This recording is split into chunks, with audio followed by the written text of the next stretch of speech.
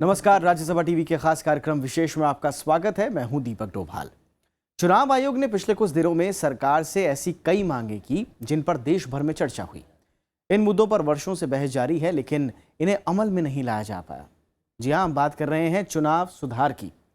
चुनाव आयोग ने सुधार की एक सूची बना रखी है और इसके अलावा समय समय पर सरकार से वो जरूरी मुद्दों पर शक्ति देने की मांग करती रही है। मामला चाहे कागज पर मौजूद उन पार्टियों का हो जिन्होंने सालों से कोई चुनाव नहीं लड़ा, या फिर 20,000 रुपए से कम के चंदे में दाताओं का नाम गुप्त रखने का। चुनाव आयोग ने इन सब पर सरकार को चिट्ठी लिखी और पुरानी बहस को एक बार फिर से ताजा कर दिया। विशेष में आज हम इन्हीं मुद्दों पर बात करेंगे और बताएंगे कि क्या है देश में चुनाव सुधार के हाल। शुरू करते हैं आज का विशेष।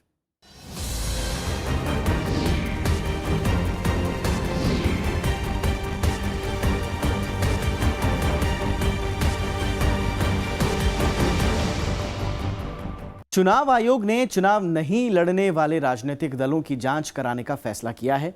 आयोग ने 200 से ज्यादा ऐसे राजनीतिक दलों की सूची आयकर विभाग को सौंपने का फैसला किया है। राजनीतिक दलों ने इस पर मिली-जुली प्रतिक्रिया दी है। चुनाव आयोग ने ऐसे दलों की सूची तैयार की है जो आयोग में पंजीकृत तो हैं, लेकिन चुनाव नहीं लड़ती हैं। आयोग की सूची में उन दलों को शामिल किया गया है जिन्होंने 2005 के बाद कोई चुनाव नहीं लड़ा है। चुनाव आयोग चाहता है कि आयकर विभाग इन पार्टियों की जांच करे। साथ ही आयोग केंद्रीय प्रत्यक्ष कर बोर्ड से ऐसे दलों के खिलाफ कार्रवाई करने के लिए कहेगा जो सिर्फ कागजों में हैं और चुनावी राजनीति से दूर हैं। आयोग चाहता है कि जांच में पता लगाया जाए कहीं ये दल काले धन को सफेद करने में तो शामिल नहीं है।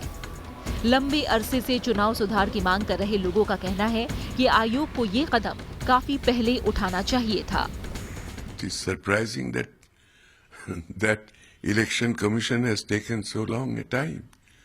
If they knew that so many fictitious political parties are there, it was their duty to inform the authorities earlier. Even then, how could they get themselves registered with the election commission? आयोग की मंशा सभी गैर गंभीर पार्टियों को हटाना है। इनमें से ज्यादातर पार्टियां आयकर रिटर्न फाइल नहीं करती हैं। कई पार्टियां ऐसी हैं जिन्होंने रिटर्न तो फाइल किया है, लेकिन आज तक आयोग को इसकी जानकारी नहीं भेजी। चुनाव आयोग को उम्मीद है कि सीबीडीटी को ये सूची भेजने के बाद इन राजनीतिक पार्टियों के वित्तीय मामलों की जांच होगी। अगर जांच के बाद इन दलों को चुनाव आयोग अपनी सूची से बाहर करता है तो ये रजिस्टर्ड पार्टियों को मिलने वाले फायदे से वंचित हो जाएंगी। इधर सरकार ने कहा है कि वो आयोग की सिफारिश पर गंभीरता से विचार करेगी। इन सारे इश्यूज को गवर्नमेंट बहुत गंभीरता से एग्जामिन करेगी और निर्णय वो लेगी जो कि भ्रष्टाचार का खात्मा हो, ब्लैक मनी का उपयोग नहीं हो, इलेक्शन ट्रांसपेरेंट हो और फेयर हो। दरअसल चुनाव आयोग के पास राजनीतिक दलों के पंजीकरण का अधिकार तो है, लेकिन वो किसी पार्टी का पंजीकरण रद्द नहीं कर सकता। गैर गंभीर राजनीतिक दलों का पंजीकरण रद्द करने से जुड़ा चुनाव आयोग का प्रस्ताव कानून मंत्रालय के पास लंबित है। इस बीच कांग्रेस समेत तमाम विपक्षी दलों ने चुनाव आयोग के इस फैसले का स्वागत किया है। हालांकि प्रमुख राजनीतिक पार्टियों ने चुनाव सुधार में देरी पर सवाल उठाए हैं, लेकिन साथ ही कहा है कि सभी राजनीतिक दलों को चुनाव आयोग का सहयोग करना चाहिए। बहुत सारी ऐसे राजनीतिक दल हैं जिन्होंने सिर्फ रजिस्ट्रेशन ही इसीलिए कराया है ताकि वो अपने काले धन को छिपा सके।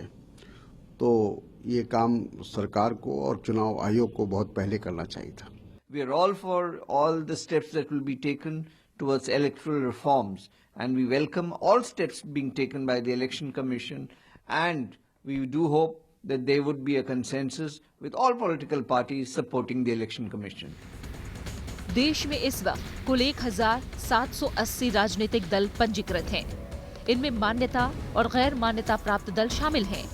मौजूदा समय में 7 राजनीतिक दलों को राष्ट्रीय दल का दर्जा हासिल है, जबकि 58 पार्टियों को चुनाव आयोग से राज्य स्तरीय मान्यता हासिल है।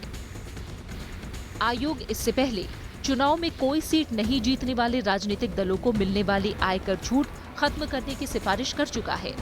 इसके अलावा आयोग चाहता है कि पार्टियों को मिलने वाले 2000 रुपए से ज्यादा की गुप्त चंदे पर रोक लगे।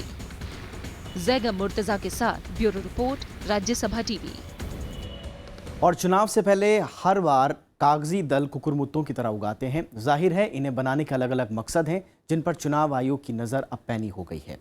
लेकिन 1950 के दशक का एक दौर ऐसा भी था जब सिर्फ मान्यता प्राप्त दल ही चुनाव लड़ते थे। आइए इतिहास में चलते हैं और देखते हैं कि पिछले कुछ दशकों में किस तरह का ट्रेंड रहा है।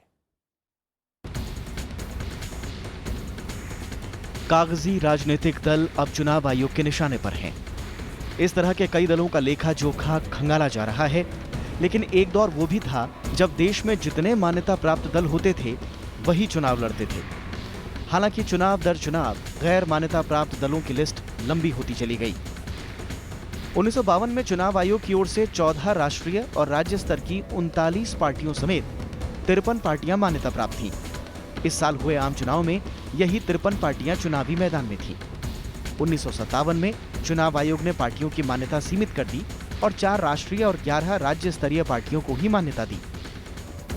यहाँ गौर करने लायक बात यह है कि इस साल हुए चुनाव में यही 15 मान्यता प्राप्त दल चुनावी मैदान में थे।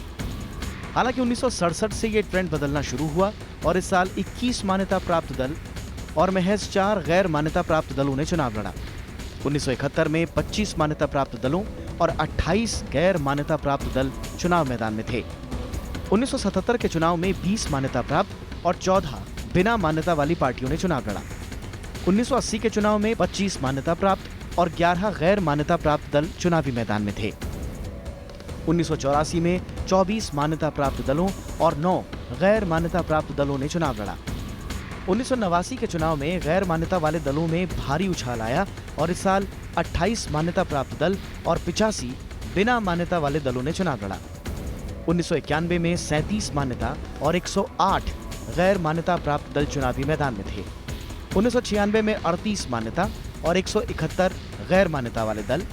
1998 के चुनाव में 37 मान्यता और 139 गैर मान्यता प्राप्त दल, जबकि 1999 में 47 मान्यता प्राप्त पार्टियां और 122 गैर मान्यता प्राप्त दल चुनावी मैदान में थे। 2004 के चुनाव में 42 मान्यता प्राप्त दल और 188 गैर मान्यता प्राप्त दलों ने चुनाव लड़ा। इनके अलावा साल दर साल पार्टियों का रजिस्ट्रेशन भी बढ़ता गया, लेकिन इनमें से ज्यादातर पार्टियों ने चुनाव नहीं लड़ा। चुनाव आयोग की नजर अब ऐसे ही रजिस्टर्ड राजनीतिक दलों पर है जो रजिस्ट्रेशन के बावजूद चुनाव नहीं लड़ रही हैं। चुनाव आयोग की यह कवायद काफी अहम लगती है क्योंकि बीते कुछ सालों में पार्टियों के रजिस्ट्रेशन का ट्रेंड अचानक बढ़ा है। साल 2009-10 में 1094 राजनीतिक दलों ने चुनाव आयोग में रजिस्ट्रेशन कराया। 2010-11 में यह तादाद बढ़कर 1150 हो गई। 2011-12 में 1307 पार्टियों ने रजिस्ट्रेशन कराया तो 2012-13 में 1392 राजनीतिक दलों ने। 2013-14 में तो रजिस्ट्रेशन की बाढ़ ही आ गई और इस दौरान 1643 पार्टियों ने रजिस्ट्रेशन कराया। दरअसल भारत की राजनीतिक और संसदीय व्यवस्था बहुदलीय है, लिहाजा लोकतांत्रिक जरूरतों के आधार पर छोटे और क्षेत्रीय दल आसानी से मान्यता प्राप्त कर लेते हैं। इनमें से 1786 ऐसी रजिस्टर्ड पार्टियां हैं जो चुनाव नहीं लड़ती और उनकी कोई राजनीतिक गतिविधि भी नहीं है। Bureau report, Rajya Sabha TV. नोटबंदी के बाद से राजनीतिक चंदे को लेकर भी कई सवाल उठे। चुनाव आयोग ने एक बार फिर गुप्त चंदों पर नकेल कसने की मांग की है। चुनाव में काले धन के इस्तेमाल पर रोक लगाने के लिए आयोग बड़े लंबे समय से चुनाव सुधार की मांग कर रहा है, लेकिन नोटबंदी के बाद शुरू हुई बहस में एक बार फिर आयोग ने सरकार से ये मांग की है कि वो गुप्त चंदों की सीमा को कम करे।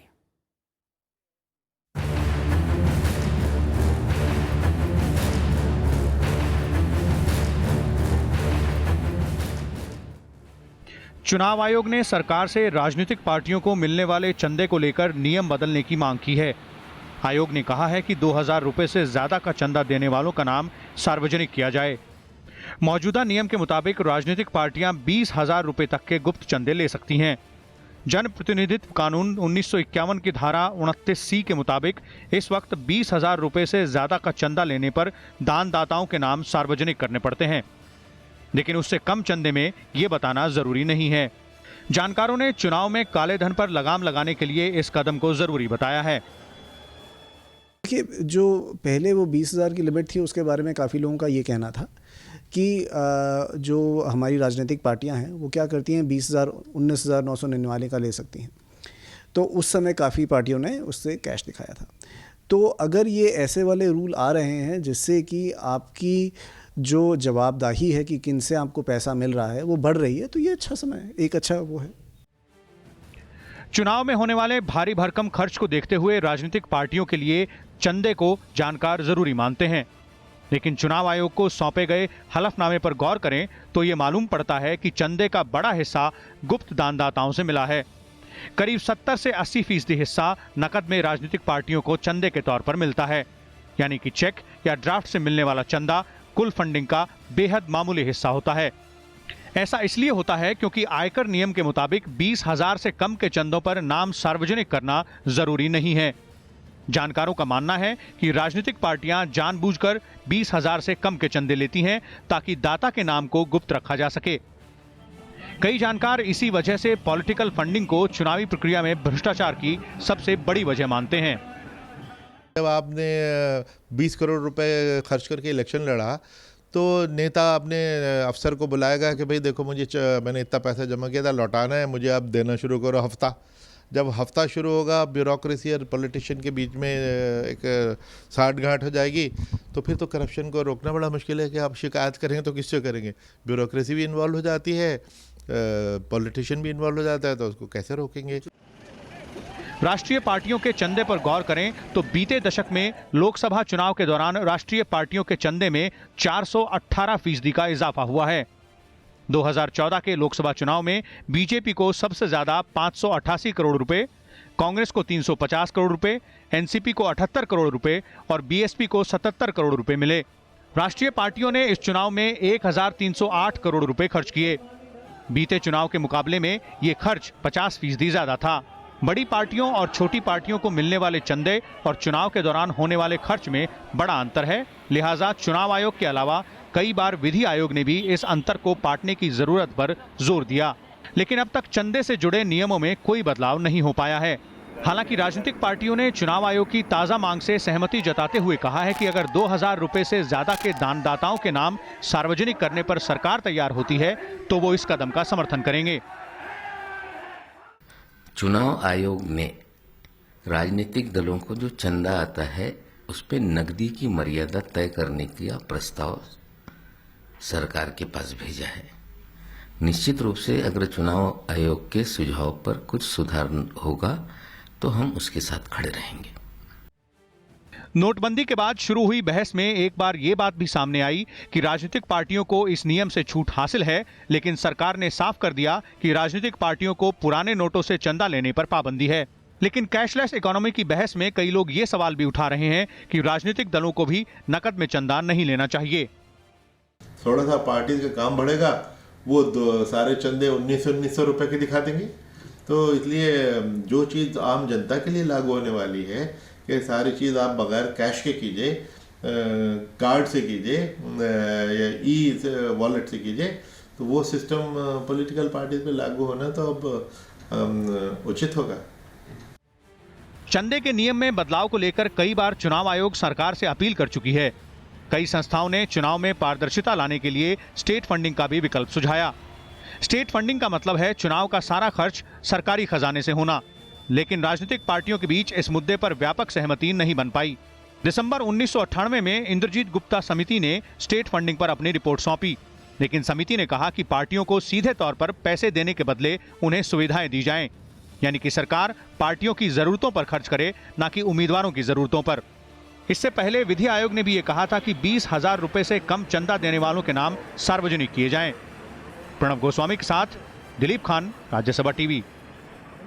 कोई भी संगठन या दल जो खुद को राजनीतिक दल के रूप में पंजीकृत करवाना चाहता है और लोक जन प्रतिनिधित्व अधिनियम 1951 के तहत केंद्र या राज्य विधानसभाओं के लिए चुनाव लड़ना चाहता है, तो उस दल या संगठन के लिए ये जरूरी है कि वो खुद को निर्वाचन आयोग में पंजीकृत कराए। लेकिन ये पंजीकरण कैसे होता है और रद्दीकरण किस तरह से होता है, उसके नियम क्या है, उसकी प्रक्रिया क्या है, ये देखिए इस खास रिपोर्ट में। लोकतांत्रिक शासन व्यवस्था में राजनीतिक दल काफी अहम है। सरकारों का गठन राजनीतिक दलों के जरिए ही होता है, जिन्हें जनता चुनाव में बहुमत के आधार पर चुनती है। राजनीतिक दलों के गठन की शुरुआत 1885 से मानी जाती है, जब सबसे पहले कांग्रेस पार्टी का गठन हुआ था। भारत का निर्वाचन आयोग ही राजनीतिक दलों के गठन के लिए पंजीकरण करता है। निर्वाचन आयोग ही इन राजनीतिक दलों को चुनाव चिन्ह भी आवंटित करता है। इसके बाद परफॉर्मेंस के आधार पर इन दलों को राज्य स्तरीय या राष्ट्रीय स्तर की पार्टी के रूप में मान्यता दी जाती है। पंजीकरण तो बड़ा आसान होता है। कोई भी कुछ ग्रुप ऑफ पीपल मिलके एक पॉलिटिकल पार्टी बनाए और 100 वोटर्स का उसमें नाम लिख के उनसे सिग्नेचर करा के दे सकते हैं कि मैं पार्टी रजिस्टर करना चाहता हूँ।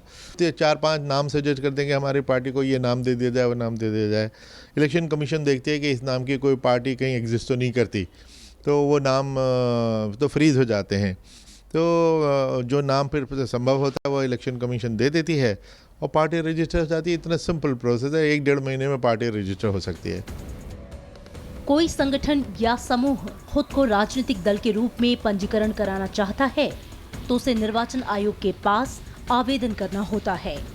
आवेदन में इन दलों को अपने राजनीतिक सिद्धांत, नीतियों, लक्ष्यों, उद्देश्यों का जिक्र करना जरूरी होता है। आवेदन पत्र के साथ कई दस्तावेज की भी आवश्यकता होती है। पार्टी के संविधान की कॉपी पार्टी के महासचिव या अध्यक्ष के जरिए प्रमाणित होना जरूरी है। इतना ही नहीं, पार्टी के अध्यक्ष को शपथ पत्र के अलावा कम से कम 100 सदस्यों के मतदाताओं की सूची पहचान पत्र सहित देनी होती है। सभी जरूरी दस्तावेज पार्टी के गठन के 30 दिन के अंदर और बैंक खाते का पूरा ब्यौरा आयोग के सचिव के पास भेजना होता है। मान्यता जिसको रिकग्नाइज हम कहते हैं, वो 7 तो नेशनल पार्टीज हैं और 58 स्टेट पार्टीज हैं। वो उनके परफॉर्मेंस के बेसिस पे होते हैं कि उनमें कई शर्तें हैं। उनमें से जैसे कि 6% से मिनिमम वोट हो, कितने स्टेट में उनके एमएलए हैं, एमपी हैं, कितने एमपी इधर होने चाहिए, कितने एमएलए हो वगैरह, कई कॉम्बिनेशंस हैं। उस परफॉर्मेंस के बेसिस पे नेशनल और रीजनल पार्टीज उनको रिकग्नाइज किया जाता है और उन रिकग्नाइज पार्टीज को कुछ कंसेशंस होते हैं, एक्स्ट्रा कंसेशन। राजनीतिक दलों को मान्यता चुनाव में उनके प्रदर्शन के हिसाब से दी जाती है। राज्य स्तर पर राजनीतिक दलों को इसके लिए कुछ शर्तों को पूरा करना होता है। ये जरूरी है कि इन दलों की 5 सालों की राजनीतिक गतिविधियां हों। इनके पास 1 या उससे अधिक राज्यों में मान्यता का होना भी जरूरी है। विधानसभा चुनाव में पड़े सभी वोटों का कम से कम 3% मत मिला हो। साथ ही विधानसभा में कम से कम 3 सीटों पर जीत मिली हो। वहीं राष्ट्रीय पार्टियों के लिए ये जरूरी है कि उन्हें 4 या उससे अधिक राज्यों में राज्य स्तरीय पार्टी के रूप में मान्यता प्राप्त हो।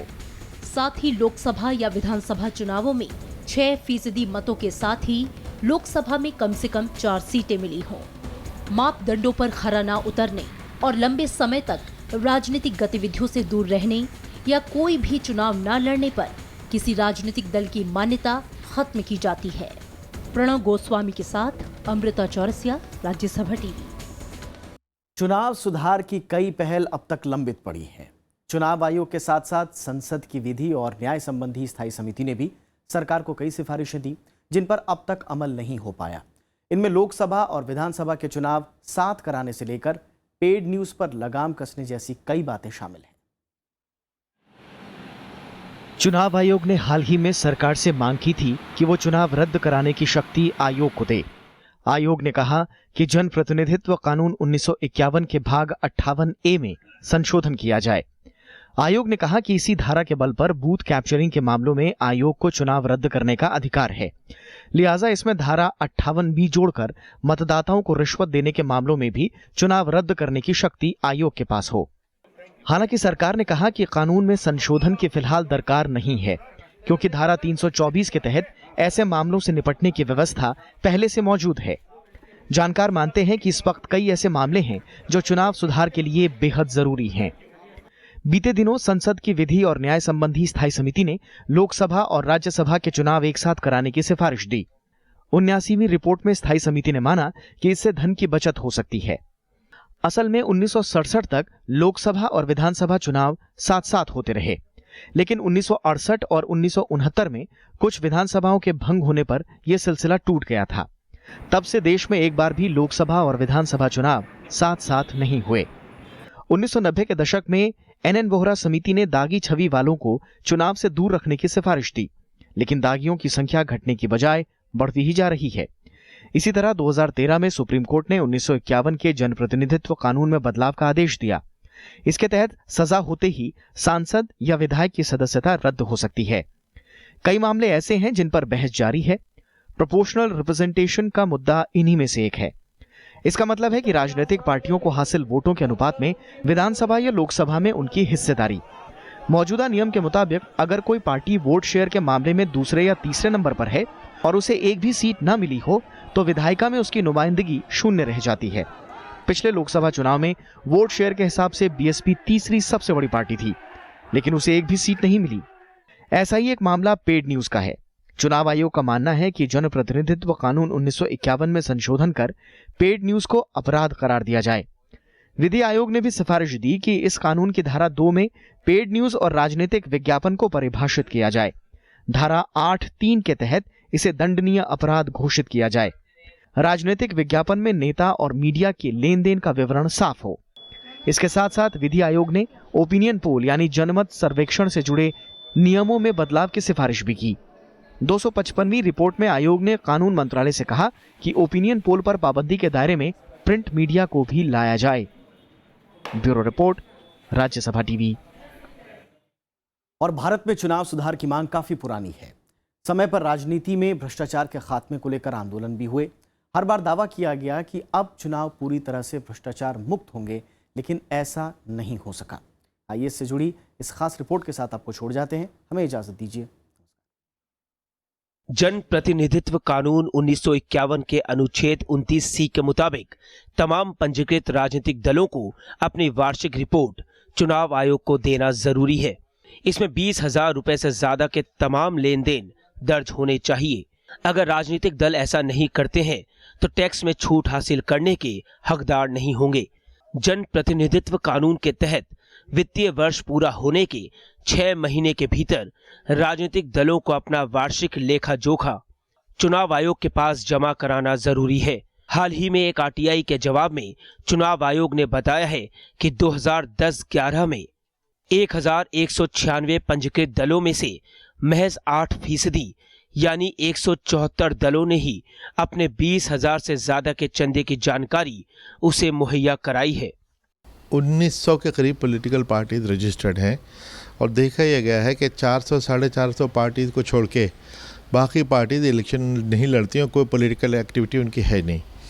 उनमें से कुछ पार्टी तो ऐसी हैं जो प्राइवेट फंड कलेक्शन करती हैं और टैक्स कंसेशन भी ले लेती हैं और पॉलिटिकल एक्टिविटी कुछ नहीं होती। सवाल सिर्फ राजनीतिक चंदे को लेकर ही नहीं है। चुनाव की फंडिंग, वोट के बदले पैसा, चुनाव में धन और बल का इस्तेमाल जैसे कई मुद्दे हैं जिन पर सवाल कायम है। हालांकि 1990 के दशक से चुनाव आयोग उम्मीदवारों और पार्टियों के खर्च पर नजर रखने के लिए प्रेक्षक नियुक्त कर रहा है। 10 फरवरी 1992 को तत्कालीन मुख्य चुनाव आयुक्त TN शेषन ने सरकार से चुनाव सुधारों से जुड़ी केंद्रीय कानून मंत्री दिनेश गोस्वामी की अध्यक्षता वाली समिति की रिपोर्ट लागू करने की सिफारिश की थी। इस समिति ने चुनाव पहचान पत्र के इस्तेमाल के अलावा कई अहम सुझाव दिए थे। इसमें निर्दलीय उम्मीदवारों की जमानत राशि बढ़ाए जाने और ऐसे सभी उम्मीदवारों की जमानत राशि जब्त करने का प्रस्ताव था जो कुल वोटिंग का 1/4 न पा सके हों। कि आप इलेक्शन में 21 दिन का समय देते हैं तो जितना खर्चा होता है वो उतना 21 दिन में ही करना होता है। तो आप 21 दिन का समय ना दें, आप 6 महीने तक इलेक्शन का कैंपेन शुरू करवाएं। एक चीज़ वो हो गई कि कैंपेन की अवधि कितनी है, बड़ी है कि छोटी है। दूसरा ये हो गया कि आपने इलेक्शन पर लिमिट्स लगा रखी हैं, ठीक है। आज तक मेरे ख्याल से किसी पॉलिटिकल पार्टी ने ये नहीं कहा होगा कि भाई वो लिमिट से ऊपर चले गए हैं या लिमिट से उनका ज़्यादा पैसा लग रहा है। इससे पहले चुनाव आयोग ने 1970 में विधि मंत्रालय को चुनाव सुधार से संबंधित अपना पहला विस्तृत प्रस्ताव प्रारूप समेत भेजा था। इसके बाद समय समय पर सरकार को इस तरह के प्रस्ताव भेजे जाते रहे। हालांकि इनमें से कुछ पर ही अमल हो पाया। इस बीच जन प्रतिनिधित्व अधिनियम की धारा 77 में उपधारा 1 में स्पष्टीकरण जोड़ दिया गया। इसके मुताबिक उम्मीदवार के अलावा किसी दूसरे व्यक्ति या उसकी राजनीतिक पार्टी, मित्र और समर्थक की ओर से किया गया खर्च उम्मीदवार के चुनाव खर्च में शामिल नहीं किया जाएगा। इससे उम्मीदवारों को धन के इस्तेमाल का नया रास्ता मिल गया। कैंडिडेट्स के ऊपर लिमिट्स होती हैं, पॉलिटिकल पार्टीज़ के स्पेंडिंग के ऊपर लिमिट्स नहीं होती हैं। तो अगर आप चुनाव में खड़े हैं तो आप उतना ही पैसा खर्च कर सकते हैं, बट आपकी पार्टी आपके लिए काफ़ी पैसा खर्च कर सकती है। तो जो ये इलेक्टोरल रिफॉर्म की बातें करी जा रही हैं, ये पॉलिटिकल फाइनेंसिंग की तरफ से भी काफ़ी सारी चीज़ें करी जा सकती हैं। और दूसरा कि इलेक्शन को चलाया कैसे जाए ताकि उसमें खर्चा कम हो या ज़्यादा हो या खर्चा ठीक तरह से हो, इसके ऊपर थोड़े गहराई से सोचने की बात है। हालांकि चुनाव सुधार और राजनीति में भ्रष्टाचार खत्म करने की चुनाव आयोग की मुहिम जारी रही। जुलाई 1998 में निर्वाचन आयोग ने उन लोगों को चुनाव लड़ने से अयोग्य घोषित करने की सिफारिश की जिनके खिलाफ अदालत में आरोप पत्र दाखिल हो चुका हो। इसके अलावा आयोग ने राजनीतिक पार्टियों को अपनी आय और खर्च का हिसाब अनिवार्य तौर से रखने और उसका ऑडिट कराने की भी सिफारिश की। इसके साथ ही चुनावों को पारदर्शी बनाने के लिए निर्वाचन आयोग ने आदेश जारी किया कि चुनाव लड़ने वाले हर उम्मीदवार को अपने नामजदगी के पर्चे के साथ शपथ पत्र देना होगा। इसमें अपनी और आश्रितों की कुल चल और अचल संपत्ति के अलावा देनदारियों, शिक्षा और योग्यता का ब्यौरा देना अनिवार्य कर दिया गया। इस बीच दल बदल कानून 1985 में संशोधन कर इसे और कठोर बनाया गया है। इलेक्शन कमीशन ने अभी 250 के करीब इन पार्टीज को एक लिस्ट बनाई कि जिन्होंने 2005 से आज तक कोई इलेक्शन ही नहीं लड़ा, और उन्होंने इनकम टैक्स को भेजा कि देखो इन्होंने कितने चंदे इकट्ठे किए हैं और कितना इनको टैक्स रिलीफ वगैरह मिला है, तो उसके जांच की जाए। 1998 में चुनाव आयोग ने सरकार से दलों का पंजीकरण रद्द करने का अधिकार दिए जाने की मांग की। ये अर्जी अभी तक लंबित है। 10 मई 2002 को सुप्रीम कोर्ट ने फैसला दिया कि मौजूदा कानून चुनाव आयोग को किसी दल का पंजीकरण रद्द करने का अधिकार नहीं देते। हालांकि 5 जुलाई 2014 के एक फैसले में सुप्रीम कोर्ट ने कहा कि देश में राजनीतिक दलों के नियमन के लिए संसद को एक नया कानून बनाना चाहिए। भारत का विधि आयोग और संविधान की समीक्षा के लिए बना जस्टिस वेंकटचलैया आयोग भी ऐसे सिफारिश कर चुके हैं। बीते सालों में इंद्रजीत गुप्ता समिति, विधि आयोग की 170वीं रिपोर्ट, संविधान समीक्षा समिति ने कई अहम सिफारिशें की हैं जिन पर अमल होना बाकी है। हाल ही में केंद्रीय सूचना आयोग ने फैसला दिया है कि सूचीबद्ध राजनीतिक दल सूचना के अधिकार कानून 2005 के अनुच्छेद 2 के तहत सार्वजनिक इकाइयां हैं। इस आदेश का उद्देश्य राजनीतिक दलों को मिलने वाले दान, चंदा और चुनावी वित्त पोषण का सा सुनिश्चित करना है। प्रणव गोस्वामी के साथ जैगम मुर्तजा, राज्यसभा टीवी।